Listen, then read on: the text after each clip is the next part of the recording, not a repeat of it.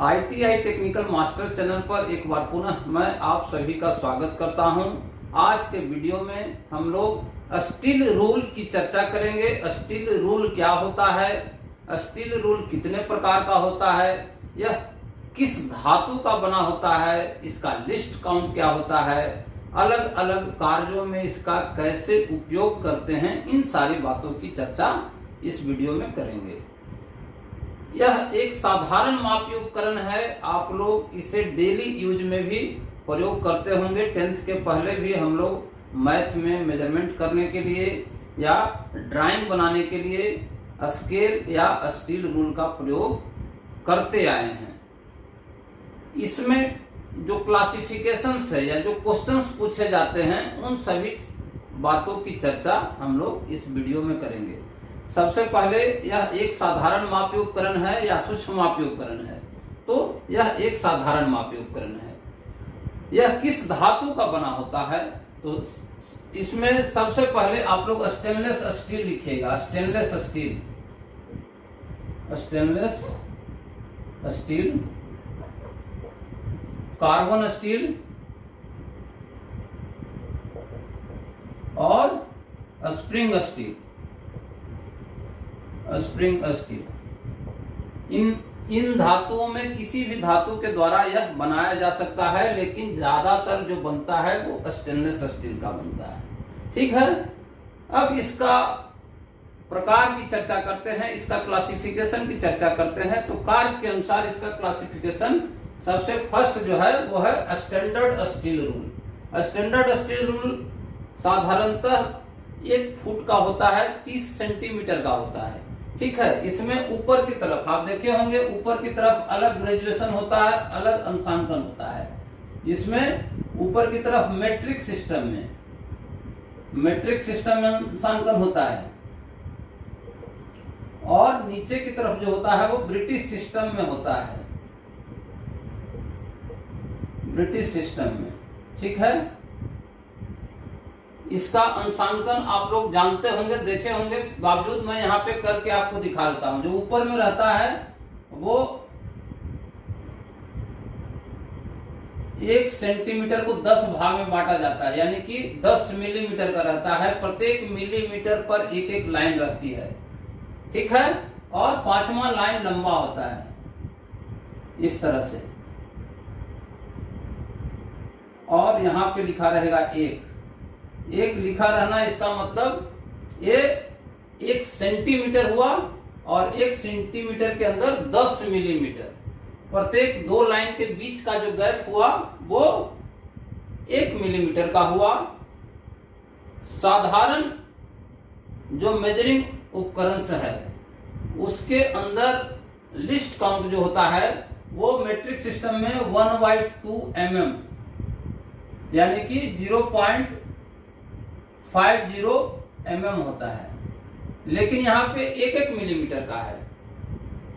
तो आप देखेंगे कि जो शुरुआत का रहता है वो स्केल में बीच में एक और लाइन रहता है, यानी कि इसके बीच में एक है, वहां पे एक और बीच में लाइन रहेगी। ठीक है, यानी कि 2 लाइन को आधा भाग में बांटा रहेगा। तो अगर हम उसको डिवाइड करेंगे, हाफ करेंगे, तो 1/2 mm होगा या 0.50 mm होगा।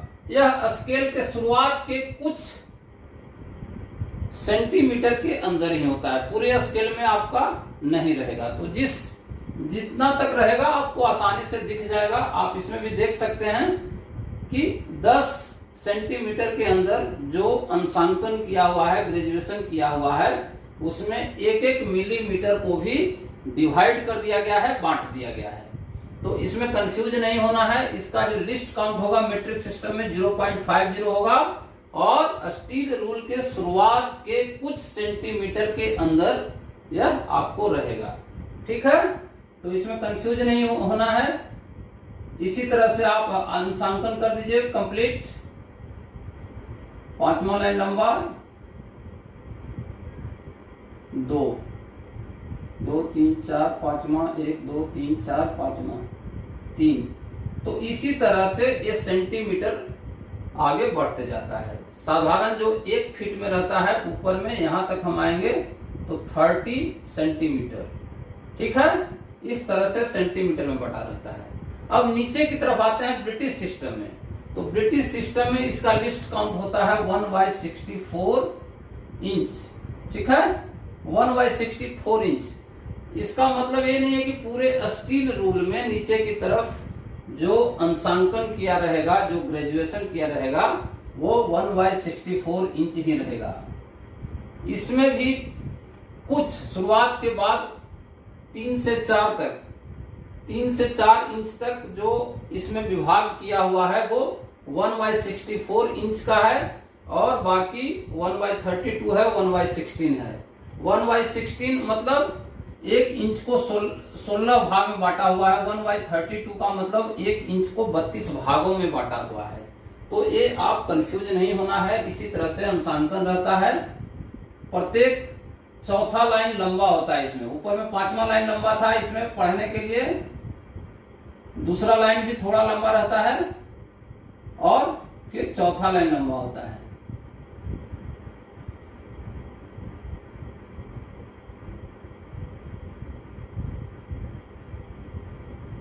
तो इस तरह से प्रत्येक इंच में जहां पे एक और कंप्लीट लाइन रहेगा और यहाँ पे लिखा रहेगा 1, यानी कि 1 इंच जो नीचे वाला रहता है लंबा लाइन, उसमें 1 लिखा रहेगा। तो इस तरह से 2 inch, 3 inch, 4 inch, 5 inch, 6 inch, 7 inch, इस तरह से जाते जाते 12 इंच तक रहेगा।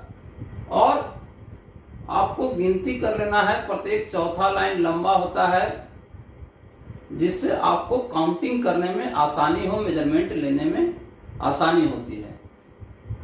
तो इस तरह से हम लोग स्टील रूल से माप परफॉर्म करते हैं। दोनों सिस्टम में मेजरमेंट करते हैं, इंचेज वाले सिस्टम में भी, यानी कि ब्रिटिश सिस्टम में भी, और इंटरनेशनल सिस्टम मेट्रिक सिस्टम के अंतर्गत जो मिलीमीटर और सेंटीमीटर में है। अब हम लोग इसकी प्रकार की चर्चा करते हैं। तो इसमें प्रकार कौन सा है? स्टैंडर्ड स्टील रूल साधारण कार्यों के लिए प्रयोग करता है, हम लोग हर जगह वर्कशॉप में प्रयोग करते हैं, ठीक है। इसके बाद फ्लेक्सिबल स्टील रूल। फ्लेक्सिबल क्या होता है? फ्लेक्सिबल यानी कि जो फ्लेक्सिबल हो, जिसमें लचक हो। लचक यानी कि हम लोग अगर इसको मोड़े तो यह पुनः रीगेन कर ले। अगर इस तरह से इसको हम लोग मोड़ लिए ताकि कर्व, अगर कोई गोल भाग है या उत्तल अवतल है, कर्व्ड है, यानी कि कॉनकेव और कॉन्वेक्स एज है किसी जॉब का, तो उसे मापने के लिए हम लोग फ्लेक्सिबल स्टील रूल का प्रयोग करते हैं। यह साधारणतः स्प्रिंग स्टील का बना होता है।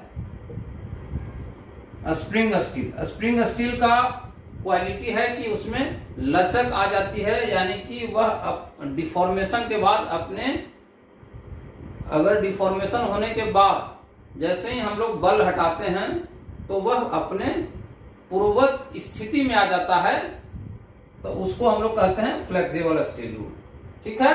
यह स्टैंडर्ड स्टील रूल के जैसा ही होता है, इसका अंशांकन भी इसी के जैसा रहेगा, तो पढ़ने में कोई डिफरेंस नहीं है, सिर्फ ये फ्लेक्सिबल होता है, इसके कारण इसको हम लोग फ्लेक्सिबल स्टील रूल कहते हैं। थर्ड पर हम लोग आते हैं हुक रूल। इसमें एक हुक आगे की तरफ लगा हुआ है, इस तरह का एक हुक लगा देते हैं ताकि स्लॉटेड भाग में अगर मेजरमेंट करना होगा, अगर इस तरह का कोई स्टेप है, इस तरह का कोई स्टेप में हमको मेजरमेंट करना है, तो यहाँ पे ये हुक आसानी से फंस जाएगी और हम लोग मेजरमेंट ले सकते हैं। तो इस तरह का मेजरमेंट करने के लिए, सुविधा के लिए एक हुक ऐड कर दिया गया है, जिसके कारण इसको हुक रूल के नाम से जानते हैं। इसका भी ग्रेजुएशन अंशांकन इसी तरह से होता है, पढ़ने का तरीका सेम है, पढ़ने में कोई अंतर नहीं है, आप इसी तरह आसानी से पढ़ सकते हैं जैसा कि ऊपर में बताया गया। अब फोर्थ नंबर की बात करते हैं की सीट रूल। की सीट रूल होता है जो गोल जॉब में अगर मार्किंग करनी रहती है तो उसमें इन 2 कीज की सहायता से इसको सेट करते हैं, और चाबी घाट अगर बनाना होगा, अगर इसकी मार्किंग करनी होगी अंदर की तरफ, तो हम लोग की सेट रूल से मार्किंग करने में आसानी होती है। की सीट के सहायता से इसको हम लोग सेट कर देते हैं। सेट करने से आप आसानी से गोल जॉब में मार्किंग कर सकते हो। अदरवाइज अगर की सेट रूल के अलावा दूसरे रूल का प्रयोग करेंगे तो मार्किंग गलत होने की संभावना रहती है। पांचवा जो है वो नैरो रूल। नैरो रूल क्या होता है? नैरो यानी कि संकीर्ण। तो नैरो मतलब अगर कोई पतला भाग है, अगर कोई संकीर्ण जगह है जहां पे स्टैंडर्ड स्टील रूल जिसका चौड़ाई साधारणतः 25 mm यानी कि 1 इंच के आसपास होता है, तो वो यहाँ पे इंसर्ट नहीं होगा। तो उस कंडीशन में अगर नैरो स्थान है, संकीर्ण जगह है, तो पतला रूल का प्रयोग करेंगे। हिंदी में अगर इसे कहेंगे तो पतला रूल। पतला कितना होता है? इसका जो चौड़ाई होता है वो 5 mm के आसपास होती है। यहाँ 25 mm और यहाँ 5 mm। तो 5 mm रहने के कारण इसमें आसानी से संकीर्ण जगह पे भी इस्तेमाल कर सकते हैं। ठीक है। बाकी ग्रेजुएशन या अंशांकन ऊपर की तरफ ही के जैसा ही होता है, आप उसी प्रकार से पढ़ेंगे। ठीक है। अब हम लोग छठे रूल की तरफ चर्चा करते हैं। छठा रूल है शॉर्ट रूल। शॉर्ट यानी कि छोटा। छोटा किस लिए है? 1/4 का है ये, 1/4, 3/8 का है, 1/2 का है, 3/4 का है। यानी कि अगर कोई गड्ढा में स्लॉट कटा हुआ, अगर इस तरह का कोई जगह हो और यहाँ पे हमको मेजरमेंट लेना है, तो साधारण स्टील रूल क्या होगा? वहां पे इंसर्ट नहीं हो पाएगा, नहीं जा पाएगा।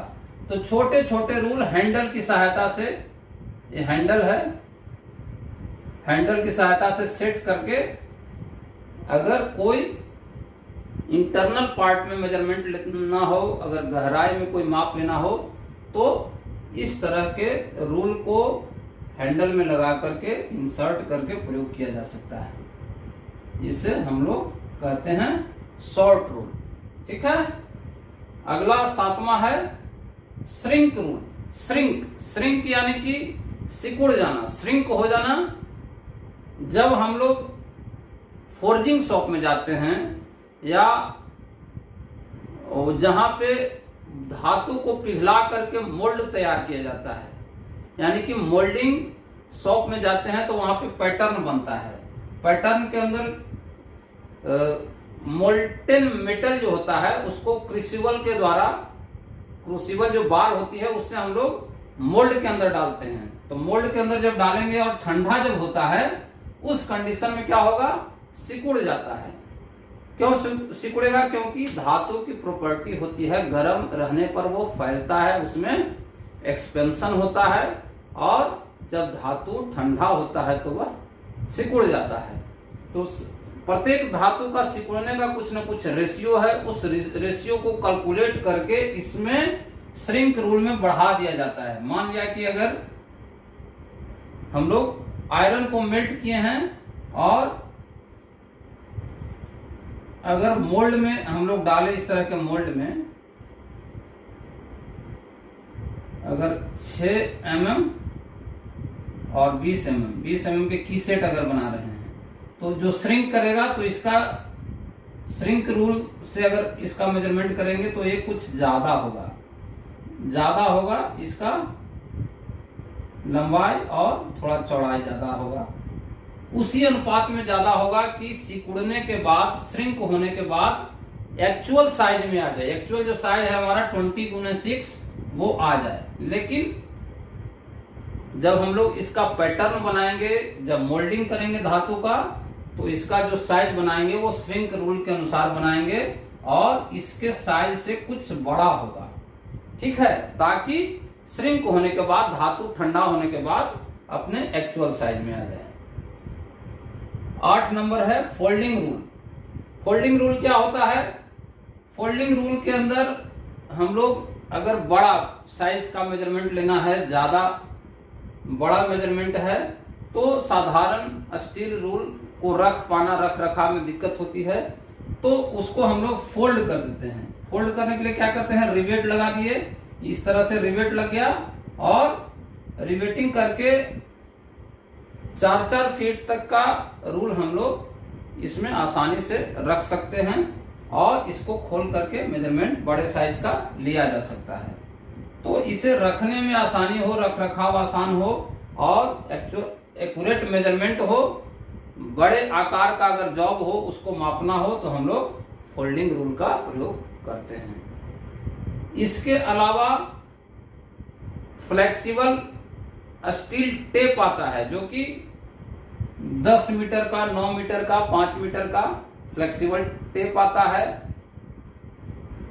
जो कि लकड़ी कारपेंटर शॉप में आपको देखने को मिल जाएगा। लकड़ी का कार्य करने वाले उसका प्रयोग करते हैं। इसके अलावा जमीन वगैरह का जो नाप होता है, रोड वगैरह का नाप होता है, तो मेजरिंग टेप आता है जिसमें 50 मीटर 100 मीटर का रहता है। ठीक है, तो इस तरह से हम लोग मेजरमेंट के बारे में साधारण मापी उपकरण जो स्टील रूल है उससे संबंधित सारी चीजों के बारे में जानें। अगर आपको यह समझ में आ गया हो तो आप इस वीडियो को लाइक करें, चैनल को अगर सब्सक्राइब न किए हो तो सब्सक्राइब कर दें तथा अपने दोस्तों के बीच इस वीडियो को शेयर अवश्य करें। Thank you very much.